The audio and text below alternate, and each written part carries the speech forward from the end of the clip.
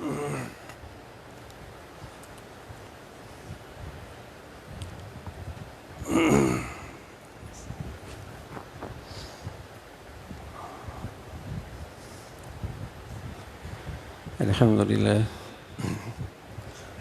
لله والصلاة والسلام على سيدنا محمد وعلى آله وأصحابه أجمعين. الحمد لله والصلاة والسلام على سيدنا محمد وعلى آله وأصحابه أجمعين. أما بعد فأعوذ بالله من الشيطان الرجيم. بسم الله الرحمن الرحيم. ألا بذكر الله تطمئن القلوب. صدق الله العظيم. اللهم صل على سيدنا محمد وعلى آله وأصحابه وسلم. میرے معزز مسلمان بزرگوں، عزیز بھائیوں اور امت مسلمہ کی مقدس ماں اور بہنوں، اور پرسکون زندگی کیسے گزار سکتا ہے؟ یہ ہر پریشان اور غم زدہ دل کی پکار ہے کہ کوئی اسے ایسی راہ مل جائے، کوئی ایسی دوا مل جائے، کوئی ایسی تجویز ہو جائے، کوئی ایسا نسخہ مل جائے کہ اس پریشان حال دنیا میں اور ابتر زندگی میں اسے ایک سکون کی اور خوش و خرم کی زندگی مل جائے۔ مل سکتی بھی ہے یا نہیں؟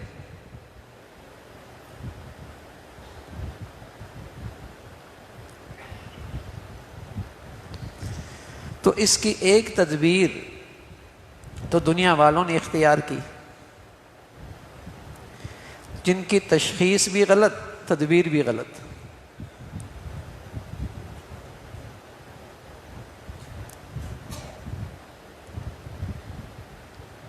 جس کا ایک راستہ تو اہل دنیا نے، اہل عقل نے، آج کی نئی روشنی والوں نے ایک راستہ اختیار کیا، جن کی تشخیص ہی غلط تھی، تدبیر ہی غلط ہو گئی۔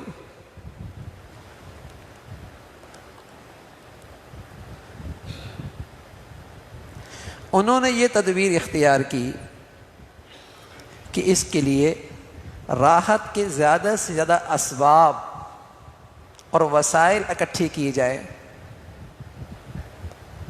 اور مصیبت اور پریشانی کے جتنے موانع ہیں، رکاوٹ ہیں، ان کو اختیار کیا جائے۔ راحت و آرام کے نقشے بڑے ہوں گے، اسباب زیادہ ہوں گے، اور مصیبت اور پریشانیوں کے جتنے موانع ہیں، رکاوٹیں ہیں، انہیں اختیار کریں گے تو مصیبتوں اور پریشانیوں سے بچ جائیں گے۔ یہ تدبیر اختیار کی۔ تو یہ تو انسان کے بس کی بات نہیں، یہ انسان کے اختیار میں ہی نہیں ہے کہ بیماری نہ آئے، بیٹا نہ مر جائے۔ یہ تو انسان کے اختیار میں نہیں۔ اور تشخیص بھی غلط، تدبیر تو غلط ہے اس لیے کہ تشخیص ہی غلط ہے۔ ان نادانوں نے سمجھا کہ راحت کے اسباب میں ہے، سکون کے نقشوں میں ہے،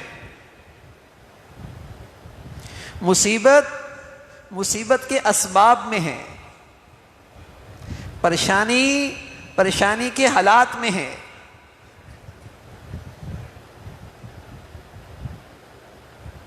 تشخیص ہی غلط، تدبیر بھی غلط، اور ساری دنیا آج اس کے گرد گھوم رہی ہے۔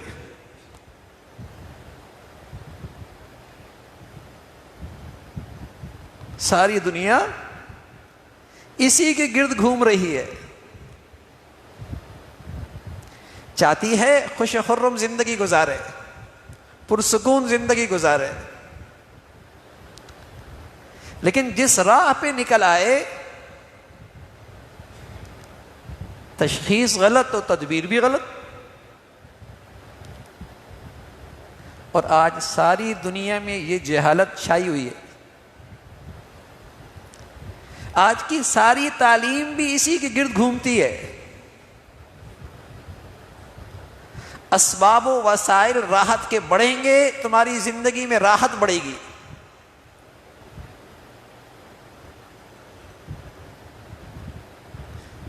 سکون کے نقشے اچھے ہوں گے، تمہاری زندگی کا سکون بڑھے گا. ساری تعلیم بھی اسی گرد ہے.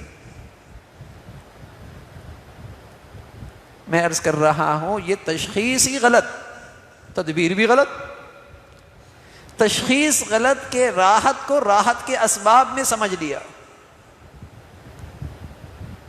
اب کوٹھی تو اچھی ہے، گاڑی سواری بھی ہے، فرنیچر بھی اچھا ہے، دسترخوان پہ کھانے بھی اچھے ہیں، بیٹے بیٹی بیوی شوہر ہر ایک کے پاس اپنے گھر کا سامان بہت مزے کا ہے، لیکن سکون پھر بھی نہیں ہے. سکون پھر بھی نہیں ہے.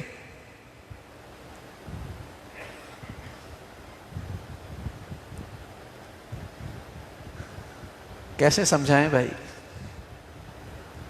ہم بھی اسی وبا میں بہہ رہے ہیں، اسی دوڑ میں لگے ہیں، اور اپنے بچے بچیوں کو اسی دوڑ پہ لگا رکھا ہے.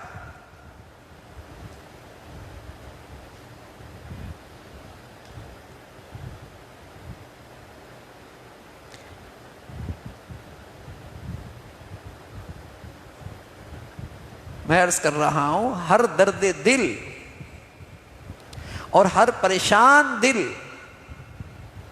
ہر بے چین طبیعت کی یہ پکار ہے کہ اس پریشان دنیا میں ابتر زندگی میں خوش و خرم اور پرسکون زندگی گزاری جا سکتی ہے.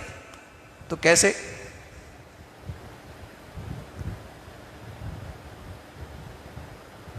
تو ایک راہ تو آج دنیا نے اختیار کر رکھی ہے اور تدابیر کر رہی ہے. تشخیص غلط تو تدابیر بھی ناکام. انہوں نے یہ تدبیر کی کہ اسباب راحت کے بڑھ جائیں، سکون کے نقشے بڑھ جائیں، اور مصیبت اور پریشانیوں کے جتنے موانع ہیں، رکاوٹیں ہیں، انہیں اختیار کر لیا جائے. میں نے عرض کیا یہ انسان کے اختیار میں نہیں، یہ انسان کے اختیار میں نہیں.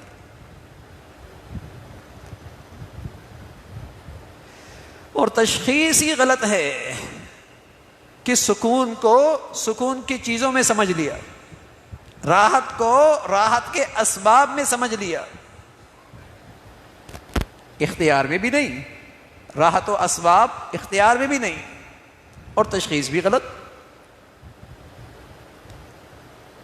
دوسرا راستہ، سبحان اللہ، دوسرا راستہ اللہ نے دیا ہے، پیغمبروں نے بتایا ہے، اللہ کے نیک بندوں نے وہ تجویز دی ہے، وہ تدبیر اللہ کے نیک بندوں نے دی ہے، پیغمبروں نے دی ہے، وہ اللہ کے علم سے آئی ہے. وہ تدبیر کیا ہے؟ وہ تشخیص بھی صحیح ہے، تدبیر بھی ٹھیک ہے. تو اس دنیا میں اس تدبیر کے ساتھ اس پریشان حال زمانے میں، ابتر دنیا میں، قسم خدا کی خوش و خرم اور پرسکون زندگی گزاری جا سکتی. جھونپڑی والا بھی، کوٹھی والا بھی، کم راحت والا، کم اسباب راحت والا بھی، اور کثرت سے جس کے پاس اسباب راحت ہیں وہ بھی، مرد عورت سب. اگر پیغمبروں کی اس تدبیر کو اختیار کیا جائے، چاہے آپ مشرق میں رہیں، مغرب میں رہیں، پسماندہ دنیا میں رہیں یا ترقی یافتہ دنیا میں رہیں، اگر آپ نے پیغمبروں کی وہ تدبیر اختیار کی تو اس ابتر دنیا میں بھی، اس پریشان حال زندگی کے اندر بھی آپ ایک خوش و خرم اور ایک پرسکون زندگی گزار سکتے.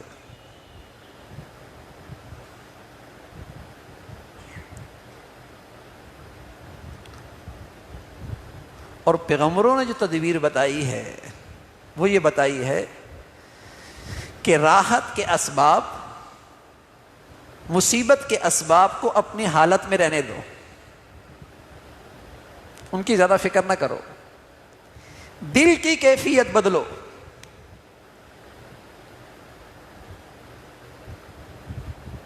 دل کی کیفیت بدلو، اس لیے کہ راحت اور تکلیف اصل دل میں ہوتی ہے۔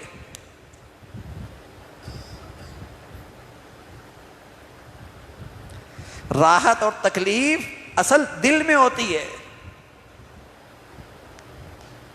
کھانا اچھا لگا ہوا ہے لیکن آپ کا دل پریشان ہے، بتائیے کھانے میں مزہ آئے گا؟ اور آپ کا دل خوش ہے، آپ کو چٹنی اور روٹی کے ساتھ بھی کھانے میں مزہ آئے گا۔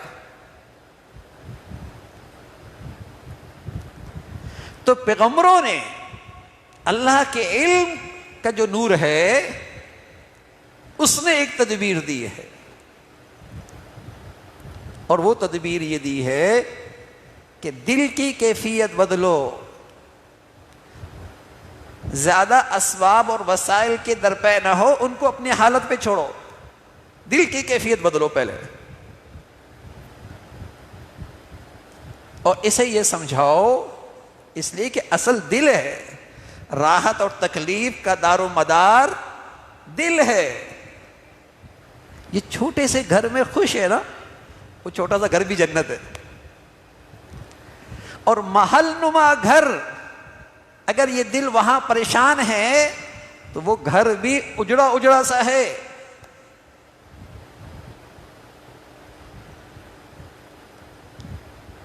میں اس سے آگے کی بات بتا رہا ہوں۔ امام تیمیہ رحمۃ اللہ علیہ کا وقت کے ظالم حکمران نے جیل کے لیے آرڈر جاری کر دیا، اور اسے کے کرندے اسے جیل میں لے کے جا رہے ہیں۔ حضرت کے چہرے پہ اطمینان، سکون، اس لیے کہ دل بہت سکون میں۔ کسی نے پوچھا حضرت جیل کا آرڈر ہوا ہے، کہا واہ واہ، میری دل کی جنت مجھ سے کون چھین سکتا ہے، اب تو خلوت اور تنہائیوں میں اکیلے اس جنت کے مزے لوٹیں گے۔ جب دل پرسکون ہو تو ان کوٹھریوں کے اندر بھی سکون ملا کرتا ہے، اور دل پریشان ہو تو محلات بھی کاٹنے کو دوڑتے ہیں، محلات بھی کاٹنے کو دوڑتے ہیں۔ اللہ کرے بھائی ہمارے دل میں یہ بات اتر جائے، جس دوڑ میں ہم لگے ہیں نا، اور جس غلط بنیاد پر اپنے بچے بچیوں کی تربیت کر رہے ہیں نا، ان کی پریشانیوں میں اضافہ کر رہے ہیں، ان کی زندگی کی راحت و آرام ختم کر رہے ہیں۔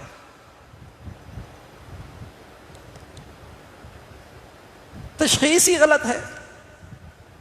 نکلے ہیں خوش و خرم زندگی گزارنے، نکلے ہیں پرسکون زندگی گزارنے، لیکن جو تدبیر اختیار کر رہے ہیں وہ تو آدمی کی زندگی کے سکون سے اور دور کر رہی ہے۔ تو پیغمبروں کا علم کیا کہتا ہے، اللہ تعالیٰ کی وحی کیا کہتی ہے؟ دل کی کیفیت بدلو۔ اس لیے پیغمبر دل کی کیفیت بدلتے، اس لیے پیغمبر دل کی کیفیت بدلتے ہیں۔ اس کی کیفیت بدلو اور اس کو اللہ تعالیٰ کی معرفت دو کہ تمہارا کوئی رب ہے، حاکم ہے، خالق ہے، اور وہ حکیم ہے، اور وہ رحیم ہے۔ اور دل کی کیفیت بدلو کہ اس ذات کی رضا تمہارے ہاں تمہاری جان مال سے زیادہ عزیز ہو۔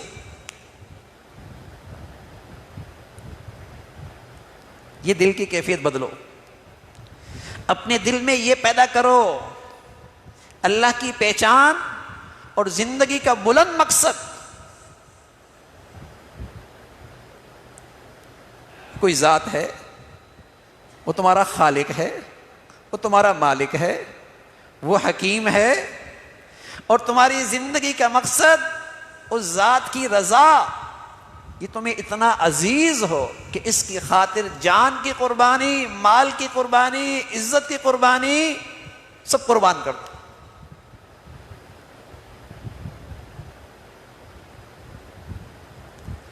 اگر آپ نے اپنے دل کی یہ کیفیت بدل لی اور یہ آپ کے دل میں کیفیت پیدا ہو گئی اور یہ زندگی کا اعلیٰ مقصد آپ کے دل میں اتر گیا، تو اس راہ میں جو راحت کے اسباب آ رہے ہیں یا تکلیف اور آزمائش کے اسباب آ رہے ہیں، ان سب کو اللہ کی رضا حاصل کرنے کے لیے اختیار کرو، اس سے اللہ کی رضا حاصل کرو، تو قسم خدا کی پھر تکلیف میں بھی اور پھر آزمائش میں بھی آپ کو لذت آئے گی، اس لیے کہ اللہ تو راضی ہو رہا تھا۔ پھر تکلیف میں بھی، پھر آزمائش میں بھی، پھر امتحان میں بھی، کیونکہ آپ کے دل کا جو مقصد ہے ہر حال میں اللہ کا حکم پورا کرنا، ہر حال میں اللہ کو راضی کرنا۔ اب اس رضا کی خاطر کوئی تکلیف آ رہی ہے، کوئی آزمائش آ رہی ہے، کوئی پریشانی آ رہی ہے، آپ کو اس میں بھی لذت آئے گی۔ اس لیے اللہ کریم کہتے ہیں تطمئن القلوب الذین آمنوا وعملوا الصالحات، خدا کے بندے، بندے خدا کبھی دل سے پریشان نہیں ہوتا، بندہ خدا کبھی دل سے پریشان نہیں رہتا۔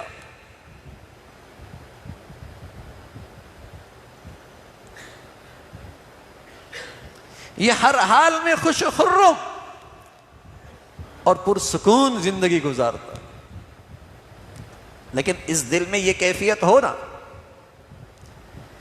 اس دل میں اللہ کی یہ معرفت ہو، پہچان ہو، یہ محبت ہو، یہ تعلق ہو کہ وہ خالق ہے، وہ مالک ہے، وہ حکیم ہے، وہ رحیم ہے، اور میری زندگی کا مقصد اس ذات کی رضا، ہر حال میں اس کا حکم پورا کرنا۔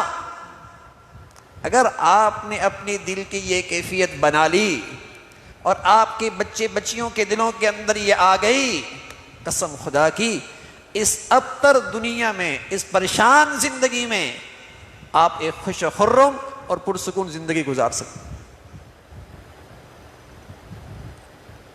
اور یہ میں کوئی تجربہ نہیں بتا رہا، یہ میں کوئی تجربہ نہیں بتا رہا کہ پتہ نہیں ہوگا یا نہیں،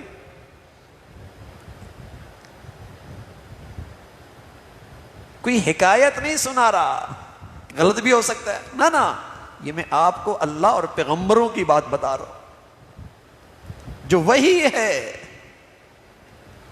جو سب سے بڑی سچائی ہے۔ اور آج دنیا میں یہ سچائی گم ہو گئی،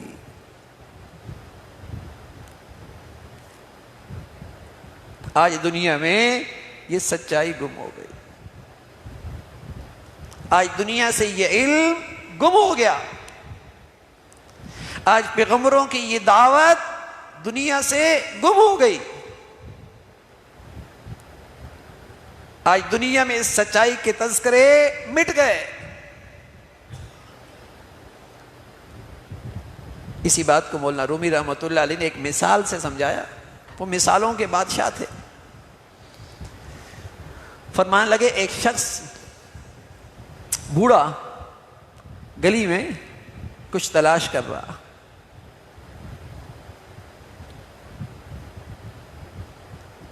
کچھ دیر کے بعد ایک نوجوان آیا اور بوڑھے سے پوچھنے لگا، بڑے میاں کیا تلاش کر رہے؟ کہا بیٹے ہیرا گما ہے، ہیرا تلاش کر رہا۔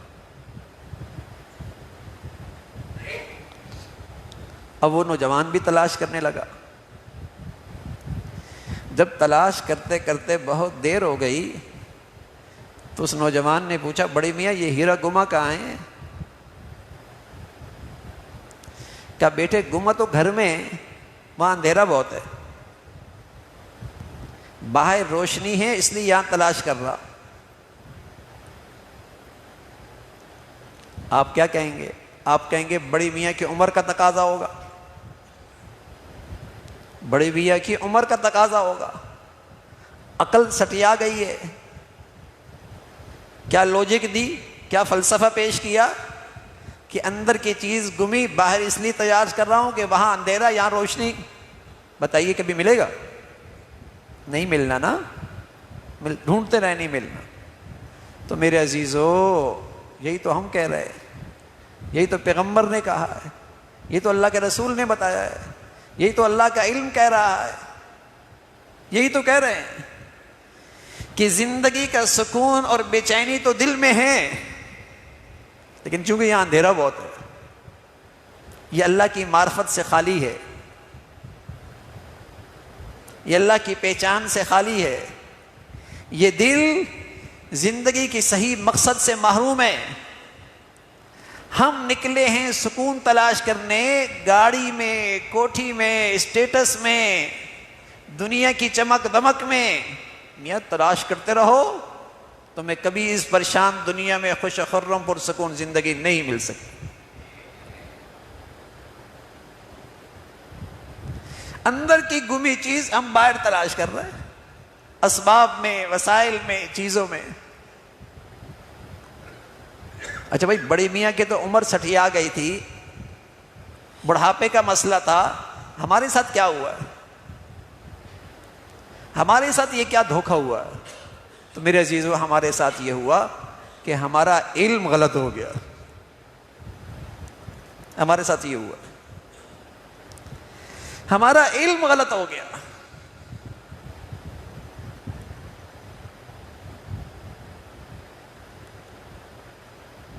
ہمارا علم غلط ہو گیا. ہمارا یہ علم وحی کی روشنی سے محروم ہو گیا، پیغمبر کے علم سے محروم ہو گیا.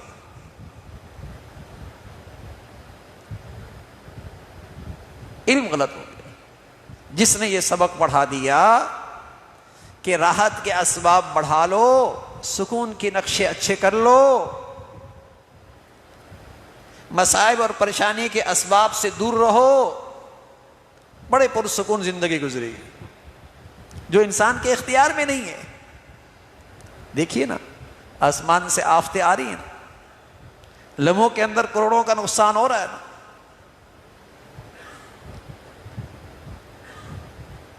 اربوں کی تدبیریں زیرو ہو رہی ہیں نا. اختیار میں نہیں ہے. دل کی کیفیت بدلو نا، اسے سمجھاؤ اور اس کا زندگی کا مقصد بڑا بناؤ کہ ہر حال میں اللہ کو راضی رکھنا ہے. تکلیف میں بھی، مصیبت میں بھی، آزمائش میں بھی، نعمتوں اور خوشحالی میں بھی، ہر حال میں اللہ کو راضی رکھنا ہے. یہ میری دل کی کیفیت بن جائے تب آپ خوش و خرم زندگی گزار سکتے، تب آپ ایک پرسکون زندگی گزار سکتے ہیں، اس دنیا میں بھی، ان حالات میں بھی.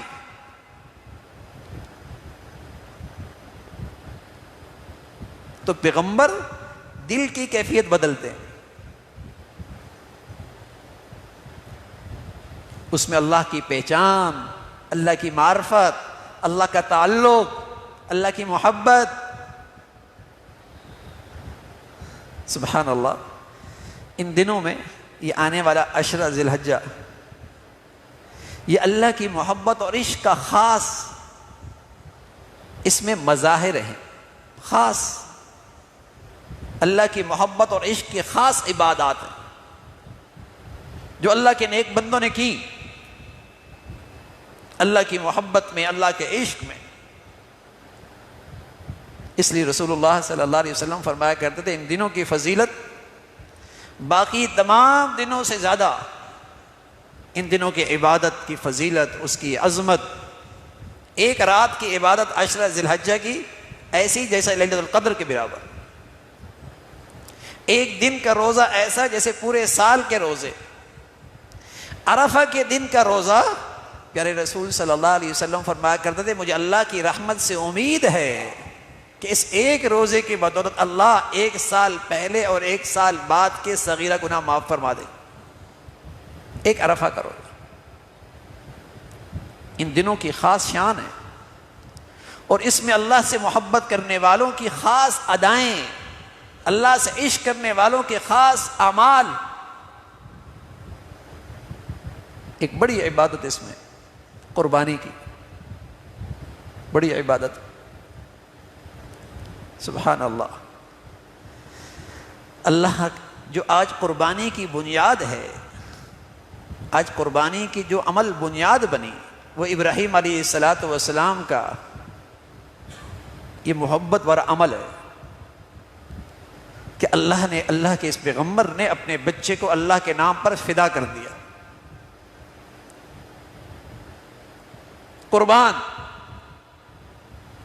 قربانی کہتے ہیں وہ عمل جس سے آدمی اللہ کے قریب ہوتا ہے، جس سے آدمی اللہ کا قرب حاصل کرتا ہے. انی ارا فی المنام انی اذبحک فانظر ماذا تری. بیٹے مجھے خواب آئی ہے کہ میں تجھے ذبح کر رہا ہوں. فانظر ماذا تری، کیا خیال ہے؟ یہ بھی ایک امتحان تھا. وحی نہیں آئی، خواب آئی. پیغمبر کی خواب بھی وحی ہوتی ہے، لیکن یہ بھی امتحان تھا کہ کہیں حکم ٹال نہ دے. ٹالتے تو نہیں ہیں،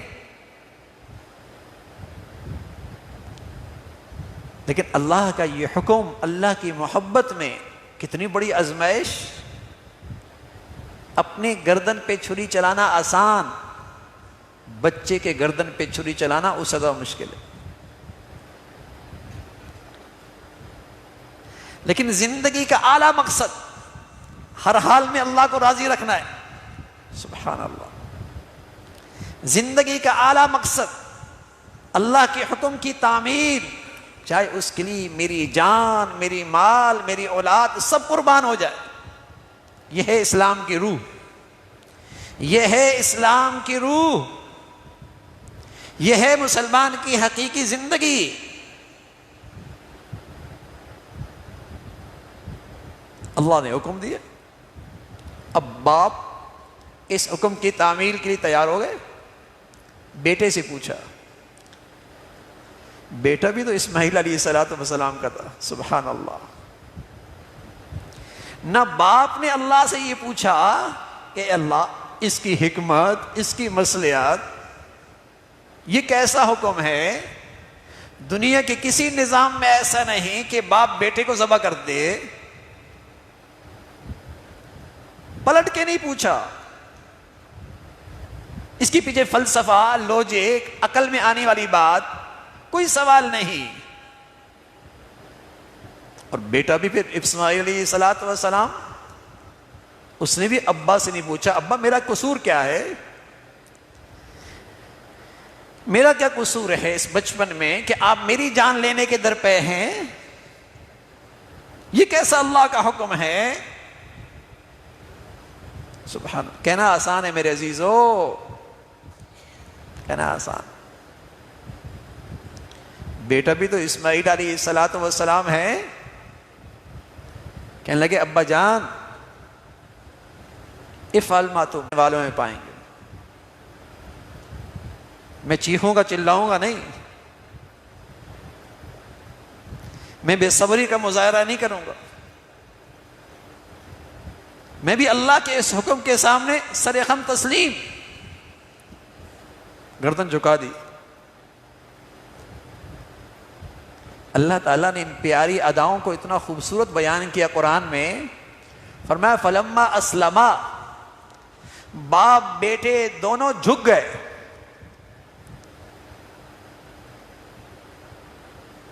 اور الفاظ ایسے استعمال کیے اس جھکنے کے لیے جو الفاظ مسلمان میں شامل ہیں. مسلمان کے اندر بھی وہی الفاظ ہیں. تو مسلمان اصل ہوتا ہی وہی ہے جو اللہ کے حکم پر ہر حال میں جھک جائے. اللہ تیرا حکم ہے تیار، تیری رضا اس میں ہے، حاضر، آپ نے یہ قربانی مانگی ہے، پیش۔ فلما اسلما، باپ بیٹے دونوں نے گردن جھکا لی، سر خم تسلیم، جھک گئے اللہ کو حکم کے سامنے۔ اسماعیل علیہ السلام کہنے لگے ابا جان آپ مجھے پیشانی کے بل لٹائیں، کہیں ایسا نہ ہو کہ آپ کی نظریں میرے چہرے پہ پڑے، کہیں اللہ کے حکم کی تعمیل میں تاخیر نہ ہو جائے۔ شفقت پدری، بیٹی کی محبت کہیں رکاوٹ نہ بنے، آپ مجھے پیشانی کے بل لٹائیں۔ وَتَلَّهُ لِلْجَبِينِ، پیشانی کے بل لٹایا گیا۔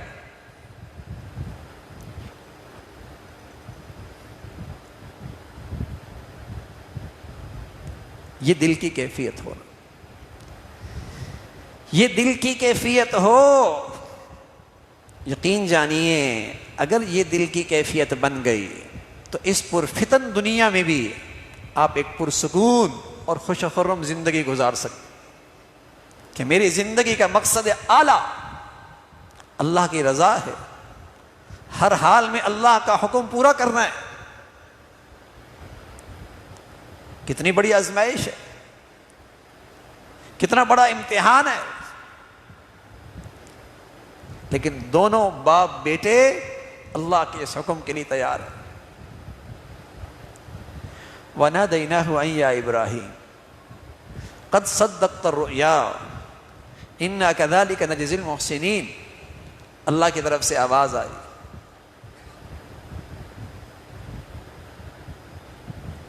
آپ ان کے گردن پہ چھری چلا رہے ہیں، جب آنکھیں کھولتے تو کیا دیکھتے ہیں؟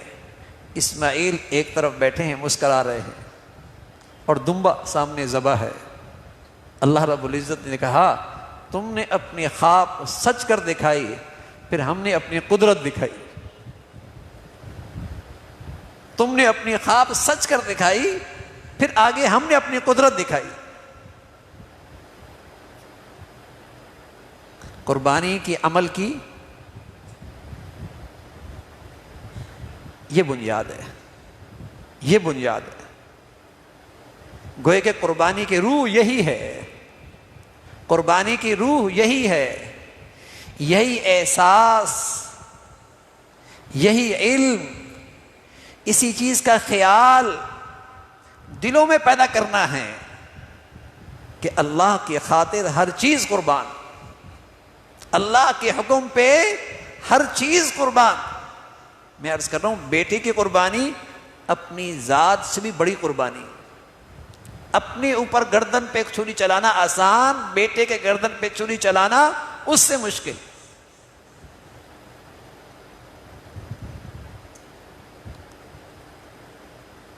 یہ مسلمانی ہے۔ تو میرے عزیزو، یہ پیغمبروں کی تدبیر ہے کہ اس پرفتن دنیا میں، پریشان حال دنیا میں، ابتر زندگی میں ایک پرسکون زندگی گزارنا چاہتے ہو، خوش و خرم زندگی گزارنا چاہتے ہو، تو تمہیں اپنی دل کی کیفیت بدلنی ہو۔ اس میں اللہ کی محبت، اللہ کی معرفت کہ خالق ہے، حاکم ہے، حکیم ہے، رحیم ہے، اور تمہارے دل میں زندگی کا اعلیٰ مقصد کہ ہر حال میں اللہ کو راضی رکھنا، پھر اس راہ میں آنے والی تکلیف، آنے والی آزمائش، اس میں بھی آپ کو لذت آئے گی، اس میں بھی آپ کو مزہ آئے گا۔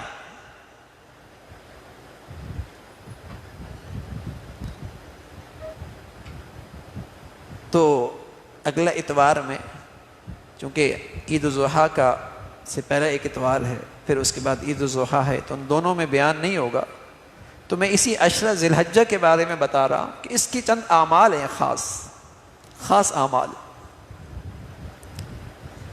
کہ جیسے یہ عشرہ ذی الحجہ شروع ہوتا ہے تو پیارے رسول صلی اللہ علیہ وسلم نے بتایا کہ جنہوں نے قربانی کرنی ہوتی ہے، افضل ہے، مستحب ہے کہ وہ اپنے بال اور اپنے ناخن نہ کٹوائیں،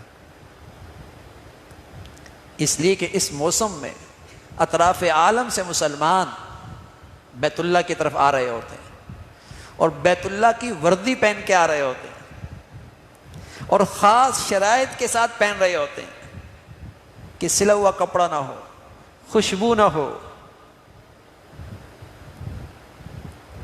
اور اس میں ایک یہ بھی ہے کہ بال نہ کاٹیں، ناخن نہ کاٹیں۔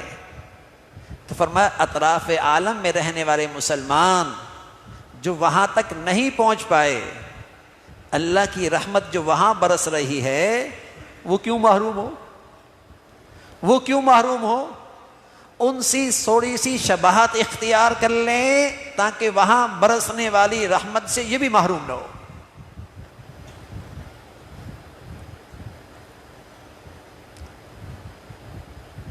یہ عشرہ ذی الحجہ کا ایک عمل ہے۔ دوسرا عمل یہ ہے کہ ان دنوں میں کچھ نہ کچھ عبادت میں اضافہ ہو، اس لیے کہ دن کا روزہ بڑی فضیلت کی چیز، رات کی عبادت بڑی فضیلت کی چیز، تو کچھ نہ کچھ عبادت میں اضافہ ہو۔ رمضان کے بعد عبادت کے لحاظ سے سب سے فضیلت کے دن یہ عشرہ ذی الحجہ، تو اپنی عبادت کا ذوق شوق دکھائیں، اللہ سے محبت کا، تعلق کا منظر دکھائیں زندگی میں، قدردانوں میں شامل ہو، نہ قدری کرنے والوں میں میری اور آپ کا نام نہ ہو، قدردانوں میں نظر آئیں۔ تو کچھ عبادات میں اضافہ ہو، پوری رات عبادت نہیں کر سکتے، کچھ حصہ، ہر روز روزہ نہیں رکھ سکتے، عرفہ کا دن کا روزہ رکھ لیں، ایک دن کا روزہ رکھ لیں، کچھ نہ کچھ اضافہ ہو عبادت میں۔ پھر تیسرا عمل ان دنوں میں عرفہ کی فجر سے لے کر 13 ذی الحجہ تک تکبیر تشریق، اللہ اکبر اللہ اکبر لا الہ الا اللہ واللہ اکبر اللہ اکبر وللہ الحمد، ہر نماز کے بعد مردوں کے لیے بآواز بلند ایک مرتبہ پڑھنا واجب ہے۔ عام طور پہ جماعت میں شریک ہوتے ہیں تو یاد آ جاتا ہے، اکیلے نماز پڑھتے ہیں بھول جاتے ہیں، اس کا اہتمام ہو، یہ ایک مرتبہ پڑھنا واجب ہے۔ اور حضرت مفتی شفیع صاحب رحمۃ اللہ علیہ فرمایا کرتے تھے کہ یہ اتنی ایسی مسجد میں آواز بلند ہو کہ مسجد گونجے اور اسلام کی شوکت کا اظہار ہو، بآواز بلند ہو۔ ہاں عورتیں ایک مرتبہ پڑھیں لیکن آہستہ آواز، وہ بھی اس کا اہتمام کریں، آہستہ آواز۔ تو میں نے عرض کیا کہ حجاج کے ساتھ شباہت اختیار کی جائے،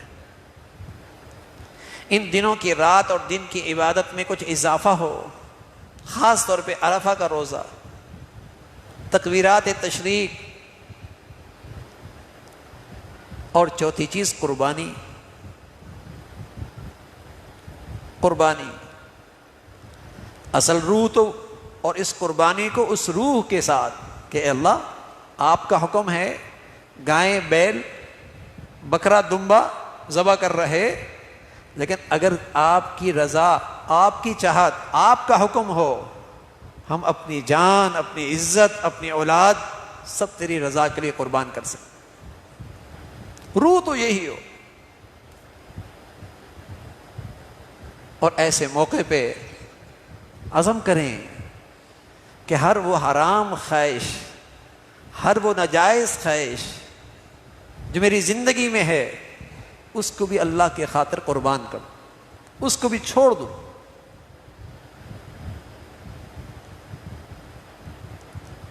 کثرت سے قربانی کرنی چاہیے، جن کو اللہ رب العزت نے حیثیت عطا فرمائی ہے۔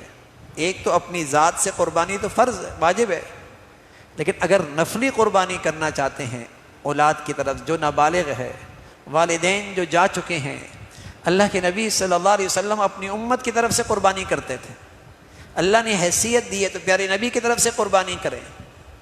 نفلی عبادت جتنی زیادہ کر سکتے ہیں کرنی چاہیے، اس لیے کہ یہ وہ فضیلت ہے، عبادت ایسی عبادت فضیلت والی ہے جو پورے سال نصیب نہیں ہوتی۔ آپ کسی اور دن کریں گے صدقے کا ثواب ملے گا، لیکن جو قربانی کا اجر ہے، ہر بال پہ ایک نیکی اور خون گرتے ہی بخشش کے فیصلے، یہ جو عظیم اجر و ثواب ہے وہ صرف ان 3 دنوں میں حاصل ہو سکے۔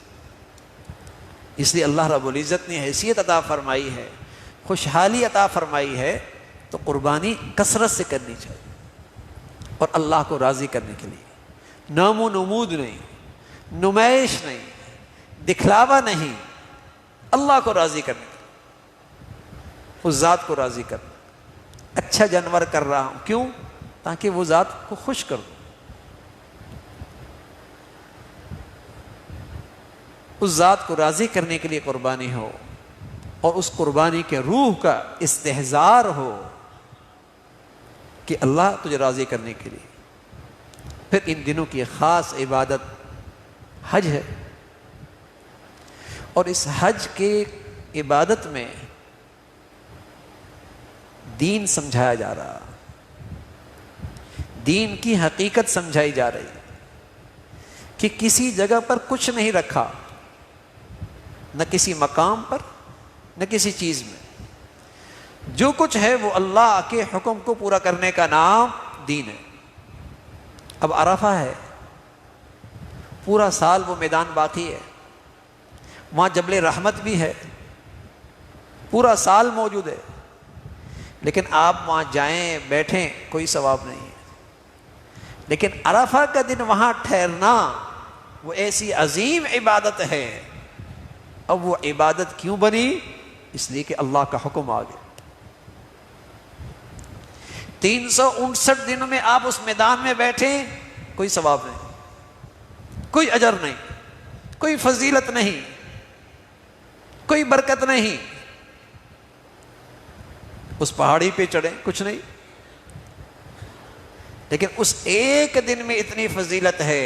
فرمایا یہاں آنے والے کی بخشش ہے، صرف اس شخص کی بخشش نہیں ہوتی جو یہ کہے کہ پتہ نہیں میری بخشش ہوئی یا نہیں، باقی سب کی بخشش ہوتی، کیونکہ اللہ کا حکم آ گیا۔ مینا میں پتھر کھڑا ہے جسے جمرات کہتے ہیں، اور لوگ اس پہ کنکر برسا رہے ہوتے، کنکر برسا رہے ہوتے، پتھر کو پتھر مار رہے ہیں۔ عقل میں آتی ہے اس کی کیا حکمت ہے، کیا مصلحت ہے؟ لاکھوں لوگ اس پتھر کو پتھر مار رہے ہیں۔ سمجھائی بات؟ یہ عبادت بن گئی اس لیے کہ اللہ کا حکم ہے۔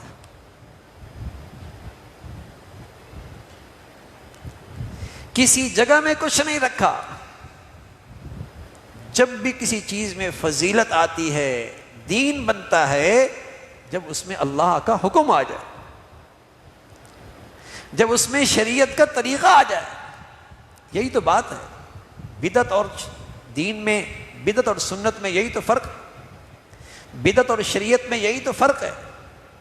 بدعت آدمی اپنی چاہت سے کرتا ہے اور اسے بڑا خوبصورت سمجھتا ہے، اور شریعت اور نیکی وہ ہوتی ہے جو آدمی اللہ کی رضا کے لیے اور شریعت کے مطابق کرتا ہے۔ اب مغرب کی 3 رکعتیں، کوئی ایسے 4 پڑھ لے، اب چوتھی رکعت میں اس نے کچھ غلط تو نہیں کیا، رکوع بڑھا دیا، قیام بڑھا دیا، درود بڑھا دیا، ذکر بڑھا دیا، لیکن سب کہتے ہیں نماز نہیں ہوئی۔ کیوں؟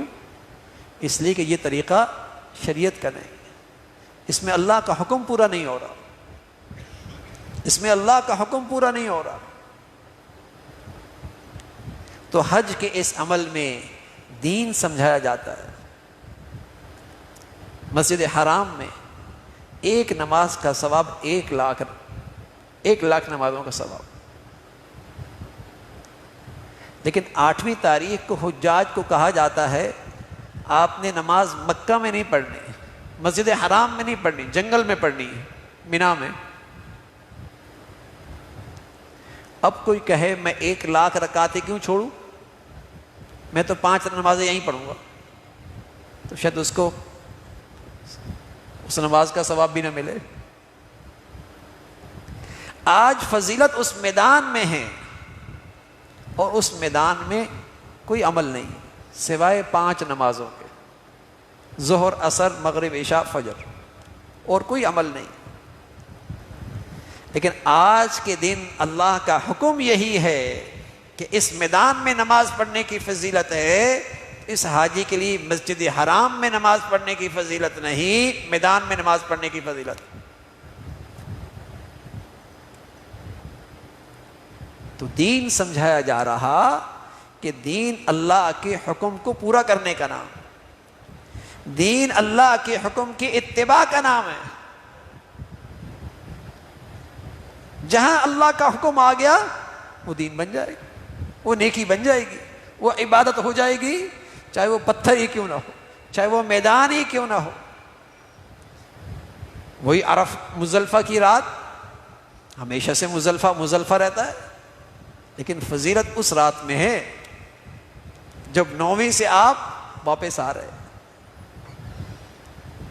اس رات کا وہاں سونا بھی عبادت نہیں، جاگنا نہیں، سونا بھی عبادت، اس لیے کہ اس میں اللہ کا حکم آ گیا۔ تو میرے عزیزو، یہ جو دن ہیں، عشرہ ذی الحجہ ہے، یہ دن آ رہے ہیں، یہ بڑی فضیلت کے دن ہیں، اور ان دنوں میں آدمی اللہ سے تعلق بڑھائے، اللہ سے محبت بڑھائے، اور اپنی دل کی کیفیت بدلے، اپنی دل کی کیفیت بدلے کہ اللہ کی خاطر میری زندگی کا مقصد اللہ کو ہر حال میں راضی رکھنا۔ اگر آپ نے اپنی دل کی یہ کیفیت بدل لی، یقین جانیے آپ ہر حال میں مطمئن رہے، ورنہ آج دنیا میں سکون نہیں ملتا، ورنہ آج دنیا میں چین نہیں، کسی کے پاس نہیں، نہ ترقی یافتہ دنیا میں، نہ خوشحال دنیا میں، نہ کروڑ پتی ارب پتی دنیا میں، کہیں نہیں، اس لیے کہ ان کے پاس تدبیر بھی غلط، ان کی تشخیص بھی غلط، ان کے پاس وہ پیغمبروں کا علم نہیں ہے۔ اللہ نے ہمیں اپنے پیغمبروں کا علم دیا ہے، اپنا علم عطا فرمایا ہے، اللہ تعالی ہمیں اس کی قدر نصیب فرمائے، اللہ تعالی ہمیں اس کی قدر نصیب فرمائے کہ جب اس دل کی کیفیت بدلے گی، اس دل میں اللہ کی محبت آئے گی، اللہ تعالیٰ کی عظمت آئے گی، اور اس دل کی یہ چاہت بن جائے گی کہ میری زندگی کا مقصد ہر حال میں اللہ کو راضی رکھنا ہے، تو یہ دل ہمیشہ مطمئن رہے گا۔ تو اللہ تعالیٰ کا ارشاد ہے، الا بذکر اللہ تطمئن القلوب الذین آمنوا وعملوا الصالحات، کہ بندہ خدا ہمیشہ مطمئن رہتا ہے، اللہ کا نیک بندہ ہمیشہ پرسکون رہتا ہے، وہ کبھی دل کی پریشانی میں مبتلا نہیں ہوتا۔ اللہ تعالیٰ صحیح معنی میں اپنی بندگی اور اپنی فرما برداری کی زندگی نصیب فرمائے۔ وآخر دعوانا ان الحمدللہ رب العالمین۔ تو آنے والا اتوار چونکہ عید سے پہلے کا آخری اتوار ہے، تو اس میں بھی بیان نہیں ہوگا، اور پھر دوسرا اتوار غالباً عید الاضحیٰ کا اتوار ہے، اس میں بھی بیان نہیں ہوگا، اور انشاءاللہ اس کے بعد جو اتوار آئے گا اس میں بیان ہوگا۔ تو 2 آنے والے اتواروں میں بیان نہیں ہوگا۔ اللہم لک الحمد کلہ ولک الشکر کلہ، اللہم اعنا علی ذکرک و شکرک و حسن عبادتک، اللہم اعنا علی ذکرک و شکرک و حسن عبادتک، لا الہ الا اللہ الحلیم الکریم، سبحان اللہ رب العرش العظیم، نسألك موجبات رحمتك وعزائم مغفرتك والغنيمة من كل بر والسلامة من كل إثم، اللهم لا تدع لنا ذنبا إلا غفرته ولا هما إلا فرجته ولا حاجة هي لك رضا إلا قضيتها يا أرحم الراحمين۔ ربنا ظلمنا أنفسنا وإن لم تغفر لنا وترحمنا لنكونن من الخاسرين. يا حي يا قيوم برحمتك نستغيث أصلح لنا شأننا كله ولا تكلنا إلى أنفسنا طرفة عين. يا حي يا قيوم برحمتك نستغيث أصلح لنا شأننا كله ولا تكلنا إلى أنفسنا طرفة عين. يا حي يا قيوم برحمتك نستغيث أصلح لنا شأننا كله ولا تكلنا إلى أنفسنا طرفة عين. اللهم إنا نسألك العفو والعافية في الدنيا والآخرة. اللهم إنا نسألك العفو والعافية في الدنيا والآخرة. یا ارحم الراحمین، جو کچھ کہا سنا عمل کی توفیق نصیب فرما، ایمان والی، عافیت والی، صحت والی زندگی عطا فرما۔ اے مولا کریم، ہمیں دل کی کیفیت میں اپنی سچی محبت عطا فرما۔ اے مولا کریم، اپنا تعلق نصیب فرما، اپنی کامل معرفت نصیب فرما، ہر حال میں اپنی رضا والی زندگی نصیب فرما۔ اے مولا کریم، اپنی رضا اور اپنی فرما برداری ہمیں اپنی زندگی کا مقصد بنانے کی توفیق عطا فرما۔ یا ارحم الراحمین، ہمارے بچے بچیوں کو نیکیوں کا شوق نصیب فرما، نیکوں سے تعلق نصیب فرما، نیکوں کی صحبت نصیب فرما۔ اے مولا کریم، عبادات کا ذوق شوق نصیب فرما، ہر قسم کے ظاہری باطنی فتنوں سے محفوظ فرما، انہیں اپنا بھی والدین کا فرما بردار بنا۔ یا ارحم الراحمین، تمام حاضرین حاضرات، سامعین سامعات کی تمام جائز حاجات کو پورا فرما، مشکلات کو آسان فرما، پریشانیوں کو ختم فرما۔ اے مولا کریم، بری زندگی سے، بری موت سے، برے لوگوں سے ہمیشہ محفوظ فرما۔ یا ارحم الراحمین، ہر عمل میں اپنی رضا نصیب فرما۔ اے مولا کریم، ہر خواہش میں اپنی چاہت نصیب فرما۔ یا ارحم الراحمین، ہر قسم کے غلط جذبات سے ہمارے دلوں کو پاک فرما، غلط خواہشات سے ہمارے دلوں کو پاک فرما۔ اے مولا کریم، ہر قسم کی غلط زندگی سے ہم سب کی حفاظت فرما۔ یا مولا کریم، ہماری خلوتیں، تنہائیاں، جلوتیں ہر حال میں اے مولا اپنی فرما برداری والی عطا فرما، تقوی والی عطا فرما، ہمیشہ حلال عطا فرما، برکت والا عطا فرما، نعمتوں بھری زندگی عطا فرما، اپنی نعمتوں میں اپنی فرما برداری عطا فرما، شکر گزاری عطا فرما، احسان شناسی نصیب فرما۔ مولا کریم، نہ شکری سے محفوظ فرما۔ اے مولا کریم، نہ شکری سے محفوظ فرما، تے اپنی نعمتوں میں نافرمانی سے محفوظ فرما۔ یا ارحم الراحمین، دنیا کی آسانیاں آخرت کی آسانی کا ذریعہ بنا، دنیا کی خوشحالی آخرت کی کامیابی کا ذریعہ بنا۔ اے مولا کریم، دنیا کی نعمتیں آخرت کی نعمتوں کے حصول کا ذریعہ بنا، غفلتوں سے محفوظ فرما۔ مولا کریم، حادثات سے، سانحات سے، موذی اور دیرپا بیماریوں سے، اسپتالوں کی زندگی سے، زمینی آسمانی آفات سے محفوظ فرما۔ یا ارحم الراحمین، ہمارے ملک کو ہر قسم کے زمینی آسمانی آفات سے محفوظ فرما، ہر قسم کے طوفانوں سے، اے مولا کریم، ہواؤں کی شدت سے، جسے کہیں کہ ہر قسم کی مصیبتوں سے اے مولا کریم اپنی رحمت سے محفوظ فرما۔ یا ارحم الراحمین، اپنے فضل سے بران رحمت عطا فرما، رحمت کی بارشیں عطا فرما، زحمت کی موسم سے محفوظ فرما۔ اے مولا کریم، رحمت کی بارشیں عطا فرما، زحمت کے موسموں سے محفوظ فرما۔ یا ارحم الراحمین، ہر قسم کے زمینی آسمانی اے مولا کریم آفات سے حفاظت فرما۔ مولا کریم، اپنے فضل سے، اپنے کرم سے ہمارے ملک کو سلامتی عطا فرما، یہاں ایمان اسلام کا بول بالا فرما۔ اے مولا کریم، جو یہاں دین دشمن، ملک دشمن ہیں، ان کے شر سے اس ملک کی حفاظت فرما۔ مولا کریم، یہاں نیکی کی اور خیر کی اور تعمیر کی قوتوں کو غلبہ نصیب فرما، اور تخریب کی اور بے دینی کی اور بے حیائی کی طاقتوں کو ختم فرما۔ اے مولا کریم، جو مسلمانوں میں فحاشی اور عریانی کو فروغ دے رہے اور بے دینی کو فروغ دے رہے، اور مسلمانوں میں وطنیت، عصبیت، لسانیت کی بنیاد پر نفرتوں کا بیج بو رہے، ان کے شر سے مسلمانوں کی حفاظت فرما۔ اے مولا کریم، مسلمانوں میں اسلامی اخوت کو زندہ فرما۔ اے مولا کریم، ہمیں اخوت اسلامی کی نعمت عطا فرما، اسلامی اخوت اور بھائی چارہ عام فرما۔ مولا کریم، مسلمانوں کو زبانوں کی بنیاد پر، رنگ نسل کی بنیاد پر، صبائیت کی بنیاد پر اے مولا کریم نفرتوں کی جتنی شکلیں ہیں مسلمانوں کی حفاظت فرما۔ یا ارحم الراحمین اپنے فضل سے ہمارے ملک کو ظاہری باطنی ترقیاں عطا فرما، اس کو اندرونی بیرونی دشمنوں سے محفوظ فرما۔ یا ارحم الراحمین پوری امت اسلامیہ پہ رحم فرما، اہل اسلام کو نیک صالح قیادت نصیب فرما، دنیا بھر کے مظلوم مسلمانوں کی مدد اور نصرت فرما۔ مولا کریم دنیا بھر میں جو بھی جہاں کہیں بھی تیرا دین کا کام اخلاص سے کر رہے، جو تیرے ہاں مقبول ہیں، سبھی کی حفاظت فرما، کام کرنے والوں کی مدد اور نصرت فرما۔ مولا کریم غزہ اور فلسطین کے مسلمانوں کے لیے آسانیاں پیدا فرما، ان کی قربانیوں کے بدولت ہمیں بھی دینی ایمانی غیرت نصیب فرما، دینی ایمانی حمیت عطا فرما، مسلمانوں میں اسلامی وحدت پیدا فرما۔ اے مولا کریم ان کی قربانیوں کو اپنے قرب کا اعلیٰ درجہ نصیب فرما۔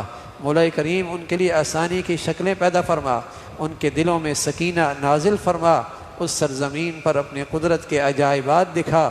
یا ارحم الراحمین اہل اسلام کو باہمی ایک دوسرے کا مددگار بنا، معاون بنا، ساتھ کھڑے ہونے کی توفیق نصیب فرما۔